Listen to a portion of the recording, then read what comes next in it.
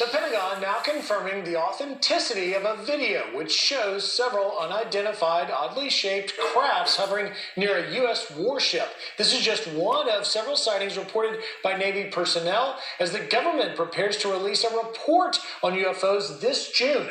Brian Yennis is tracking it all.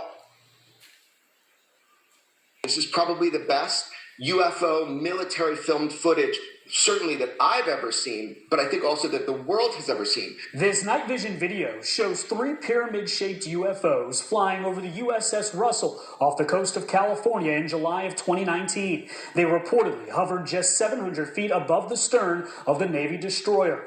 Other cell phone images taken by a Navy pilot flying near Australia in March 2019 show 3 unidentified crafts reportedly performing extraordinary capabilities like staying stationary in high winds.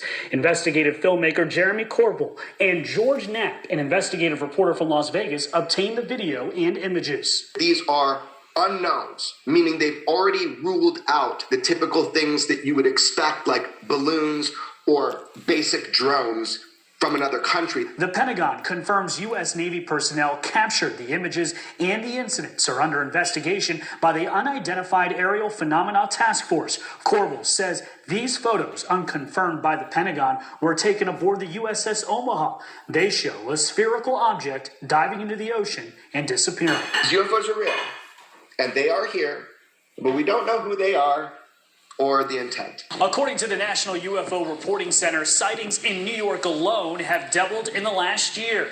The U.S. government is set to release a highly anticipated UFO report in June. In New York, Brian Yennis, Fox News.